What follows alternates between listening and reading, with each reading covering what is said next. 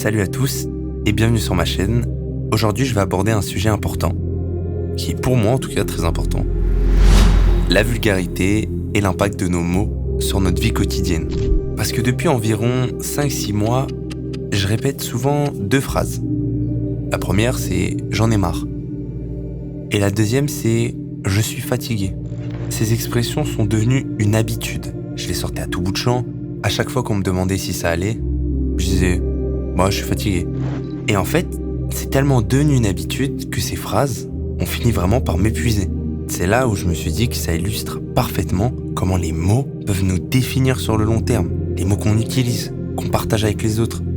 Il est donc essentiel de bien choisir nos mots. Et c'est pour ça que du coup, je voulais vous parler de la vulgarité.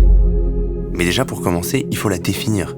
J'ai pris donc les 2 définitions les plus classiques. La première, ce serait quelqu'un ou quelque chose qui manque de distinction et de délicatesse.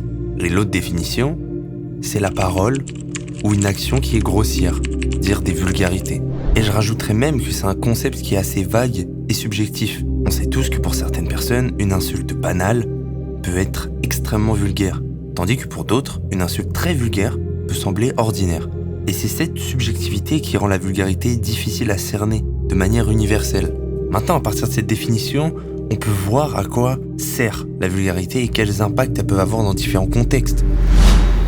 Je vais prendre 3 exemples. Le premier, c'est en famille. Lorsqu'on est vulgaire avec sa famille, on peut donner l'impression d'être une personne sans prestance. Et j'utiliserai même le terme du diable de Tasmanie. Ça peut être un peu marrant dit comme ça, mais c'est un peu l'image qu'on a en fait. C'est un petit bonhomme qui se balade et qui sait pas forcément s'exprimer ni parler. Et en fait, cette attitude va commencer à détériorer l'image qu'on a aux yeux de nos proches. Le deuxième exemple, c'est avec nos amis. Il y a 2 cas de figure. Premièrement, on peut influencer nos amis à être vulgaires, ce qui n'est pas l'idéal. Deuxièmement, nos amis peuvent déjà être vulgaires et nous suivons leur exemple. Dans les 2 cas, il est important de faire attention à l'entourage, car la vulgarité peut attirer des personnes vulgaires ou transformer nos amis en personnes vulgaires. Et le troisième exemple, ce serait les nouvelles rencontres. Quand on rencontre de nouvelles personnes, c'est souvent un mélange des 2 situations précédentes. Ces personnes peuvent nous percevoir comme des individus grossiers, et cela peut également influencer la nature de nos nouvelles relations. Attirer des personnes qui sont vulgaires, car on l'est, ou alors devenir des personnes vulgaires car on attire ces personnes-là. Avec tout ça, il est légitime de me demander où est-ce que je veux en venir. Tout cela nous montre que nous finissons par ressembler à ce que nous disons. Pendant des mois, j'ai répété que j'en avais marre et que j'étais fatigué. Et plus le temps passait, plus ces sentiments s'intensifiaient. Les mots ont un pouvoir sur nous-mêmes et sur les autres. Si nous sommes vulgaires, l'image que nous projetons sera celle de nos mots. Et du coup, c'est intéressant de parler aussi de l'image que nous renvoyons. C'est vrai que ça va pas faire écho pour certaines personnes parce que leur image, c'est pas ce qui les importe le plus. Mais là, on parle de l'image qu'on se renvoie à nous-mêmes. C'est ça qui est important. Si je veux être une meilleure personne, mon vocabulaire doit refléter mes pensées. Je dis pas qu'il faut le meilleur des vocabulaires ou le plus riche, je dis juste qu'il faut avoir un minimum de vocabulaire pour pouvoir exprimer sa pensée. Car la vulgarité est souvent liée à la perception de l'intelligence. Je dis pas que toutes les personnes non vulgaires sont intelligentes, mais une personne intelligente est rarement vulgaire. En général, quelqu'un qui s'exprime bien et sans vulgarité est perçu plus positivement. Par exemple, nous avons tendance à faire plus confiance à quelqu'un de bien habillé qu'à quelqu'un qui se néglige. Il en va de même pour le vocabulaire. Nous serons plus enclins à aller vers quelqu'un qui s'exprime bien plutôt que vers une personne qui est très vulgaire. Passons maintenant aux solutions.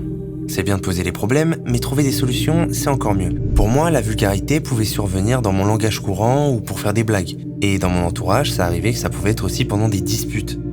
J'ai donc décidé d'en parler à mes amis proches et de leur dire que je comptais être beaucoup moins vulgaire qu'avant et arrêter certaines blagues et insultes. Pour la première solution, je vous propose tout simplement d'en parler. Comme je viens de dire, vous pouvez prendre vos amis proches et en parler en exprimant votre souhait de devenir moins vulgaire. Ils peuvent vous suivre dans votre aventure et être totalement d'accord avec vous, ou alors au contraire pas du tout et se braquer.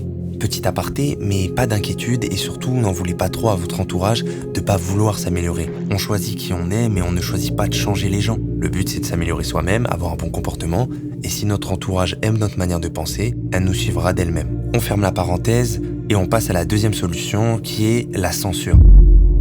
Je l'ai appelée comme ça car quand je voulais dire une insulte, que ce soit pour une blague ou dans mon langage courant, je la censurais à l'oral. Je vais vous donner un exemple avec la phrase « sale chien, tu pues ». Alors oui, la phrase n'est pas très glamour, mais ce sera juste pour illustrer notre propos. Donc je vous donne un exemple. Imaginons j'utilise cette phrase, je passais en mode censure. Je disais donc « sale tu ». Alors oui, après réécoute, on dirait que j'ai coupé la voix, mais je le fais vraiment naturellement. En fait, à chaque vulgarité, je baisse juste le volume de ma voix, mais dans la vraie vie. Le fait de le faire, c'est devenu un réflexe. Et si je ne pouvais pas m'en passer, je censurais complètement le mot. Comme si chaque fois que je disais un gros mot ou une vulgarité, il disparaissait complètement.